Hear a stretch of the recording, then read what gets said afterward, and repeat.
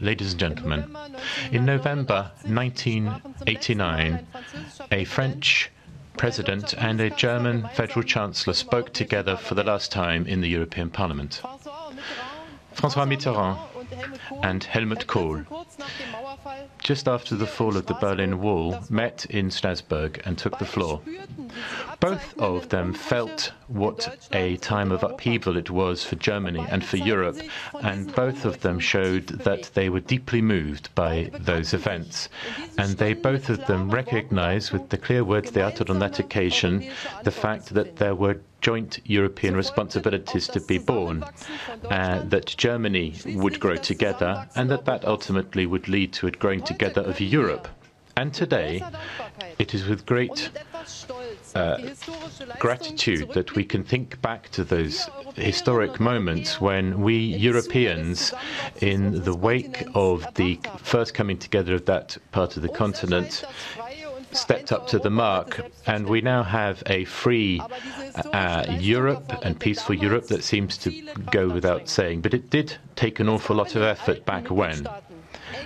There were fears, there was skepticism in the old member states, not least that the number of member states of the European Union would be likely to double, almost. Many people thought that the freedom of movement of millions of new European citizens would be a threat to their own job. New decision-making structures had to be devised. European funds had to be redirected to the benefit of the new member states. And today, we recognize that all the effort that went into that back then has paid us all back. It has not brought us lower, it has built us up and has contributed not to less freedom, but to more freedom. It hasn't cut down on diversity, it has added to diversity.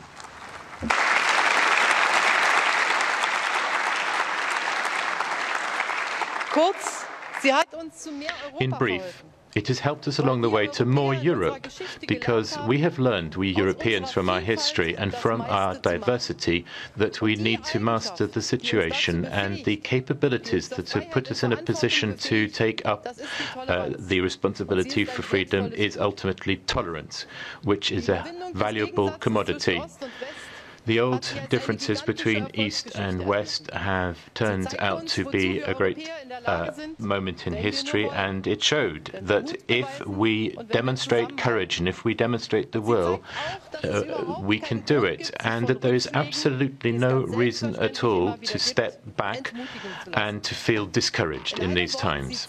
In a word, it showed us and shows us what is possible.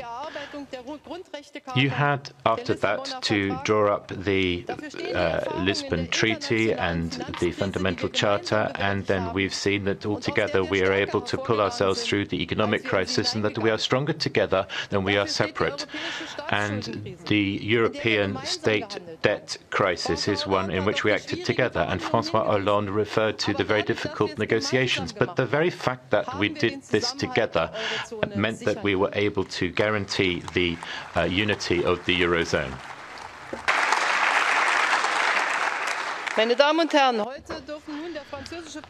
Ladies and gentlemen, the French President François Hollande and I are able to speak to you today, and we are grateful for that invitation. We are speaking in a time when, once again, Europe faces enormous challenges. And I put it to you that this is a trial of historic measure. There are very many people indeed who are taking the arduous and dangerous routes into Europe across the Mediterranean via Italy, the Aegean, through Greece, etc.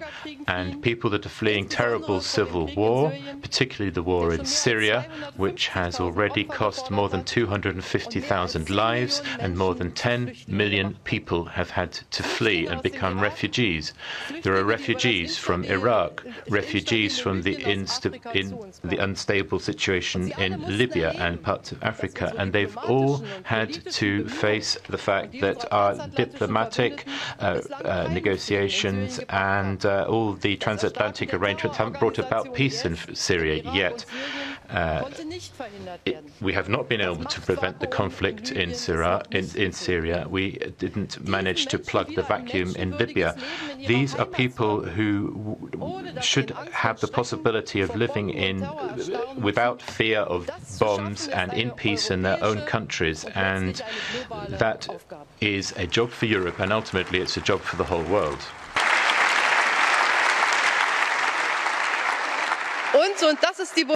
And this is the message, I think, for today. A decisive contribution by Europe for a solution to that problem is required. A fight against war, political, military persecutions, a loss of hope, poverty. Germany and France, with that resolve, have helped in the conflict in Ukraine to negotiate a solution with the destabilization of East Ukraine. And we have, fortunately, in Europe, managed to act together. We have imposed sanctions together. And we have said, going to allow our principles to be ridden roughshod over. But we are at work on trying to solve these conflicts, and we use the Normandy format. And last Friday we held talks in Paris, in France, and they give us hope at least that the ceasefire may hold and that the elections in the Donetsk and Lugansk regions may be held.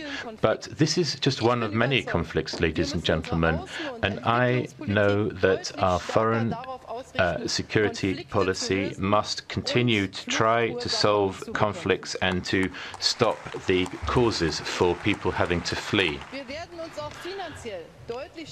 We will have to put much more money forward for this than we have hitherto, and the decisions that are required to bring that about need to be made swiftly. All of this is going to change Europe once again, just as happened after the changes of 25 years ago in Europe. And, of course, with an improvement in our competitiveness, that is an issue we have to get to grips with. The digitalization of our society, too. Sustainability of development, a common energy policy, free trade agreements with other parts of the world that share our principles. And right now, a strong economic Europe which exploits the value of the single market is needed more than ever before, and our economic policy coordination for the Eurozone is required more than before, and then we need to try and sort out some of the conceptual errors that we had at the heart of that, and Germany and France will play their part in doing that.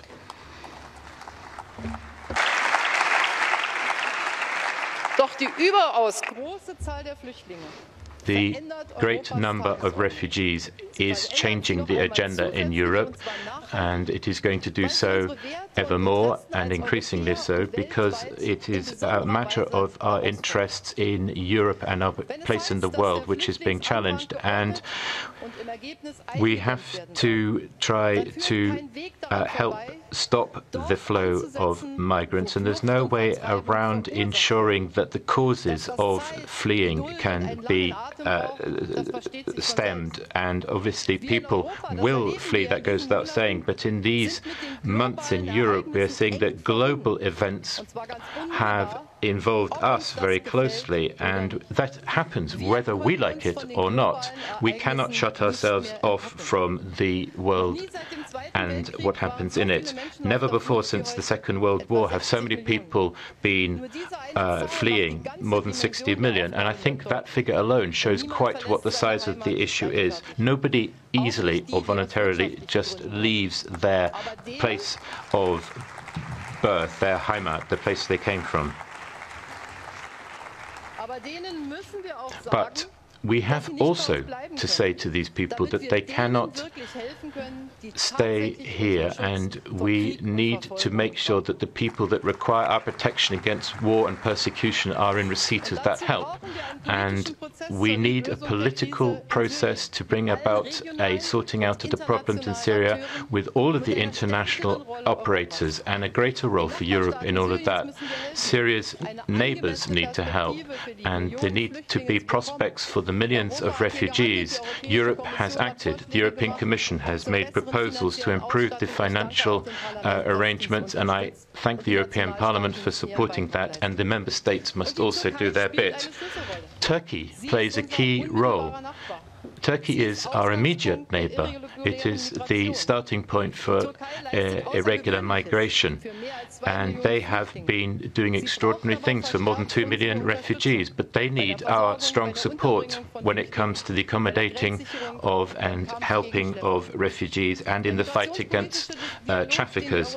This is political dialogue that the Commission has started with Turkey, and it is of such enormous importance for that very reason, and Germany is going to provide bilateral support to the Commission in that.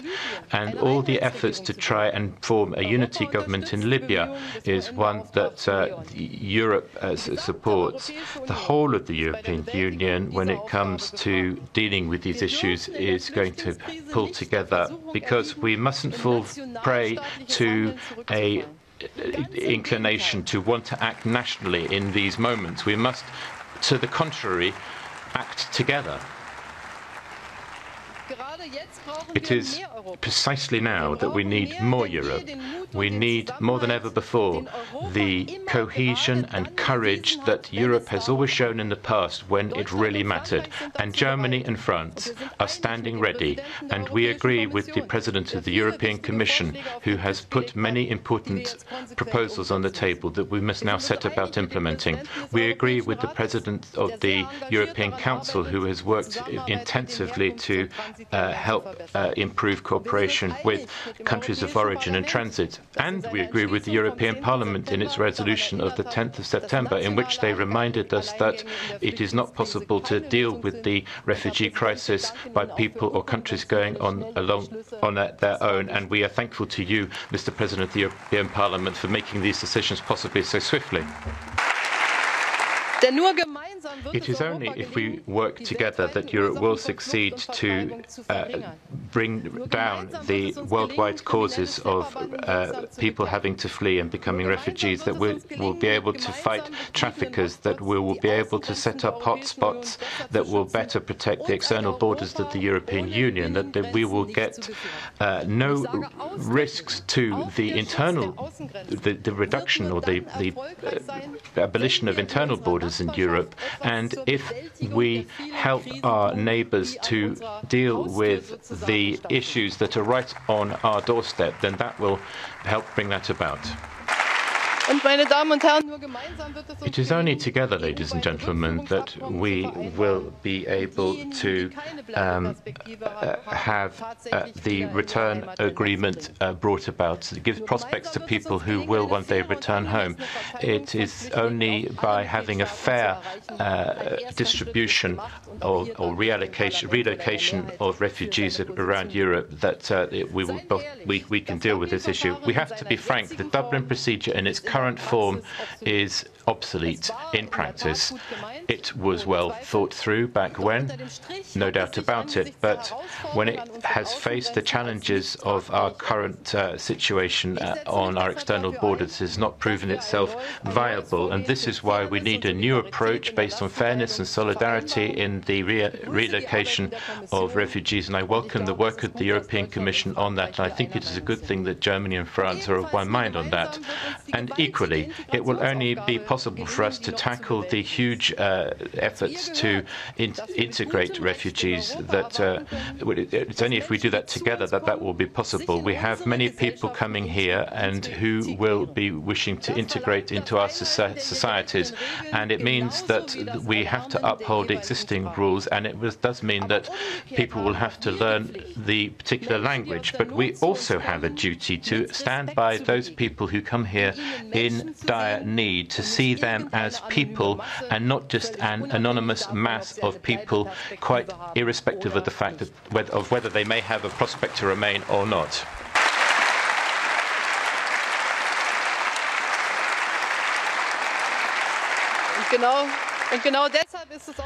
And it is exactly for that reason that humanitarian minimum standards must be upheld for accommodation of refugees and the processing of asylum applications. We owe that to ourselves, to refugees, and we are a community of values, we are a community of law, and we must orientate ourselves to those values that were established and set down in the European treaties: human dignity, tolerance, the respect of human rights, and solidarity. And all of that means that these challenges cannot be borne by one or two member states alone, but by everybody all together. We have to face the fact that even if it is tempting to wish to shut ourselves off from all of this, we will know that people will come to harm on our borders, and it will serve nobody's interests. It certainly won't help those affected. They will still try and find ways in order to reach Europe, and it will not serve us in Europe. Shutting ourselves off in the time of the internet is illusory. It will serve nobody's interest, but we will have to face up to this very grave problems, because it is our values that bind us together, and if we don't bear in mind our identity and our values, we will lose them, and then we will betray ourselves. It comes down to no more and no less than self-betrayal.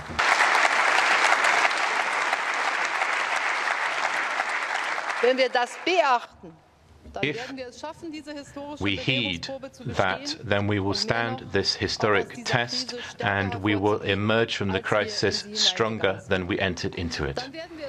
Then we will manage to express our values globally, and that, furthermore, will be something that the rest of the world will expect of us in any case. Ladies and gentlemen, the reasons why people leave their countries we are familiar with from our own European history. We know those reasons all too well. It was the case that for hundreds of years people were leaving Europe, not trying to get here, and Jean-Claude Juncker in his State of the Union address said that in such an impressive manner. Europe is now a place where many people from throughout the world come to try and achieve their hopes and escape their fears. It is a place that gives rise to people's dreams, and many people in Central and Eastern Europe were dreaming of a free and unified Germany all those years ago. And we have to be responsible when we think about the power of attraction of Europe, and that means that we have to take greater care of those that are currently in dire need in our neighbouring countries, and we have responsibilities both here and abroad, and if we face up to those, then we will stand the test that we face, and we will come out of it well, and we will also see that the opportunities here are greater than the risks. We will have to do an awful lot more work to convince people of the value of Europe, and I hope that after hundreds of years of hatred and wars between our people, President François Hollande, that we will now show that we can fight together for the same objectives.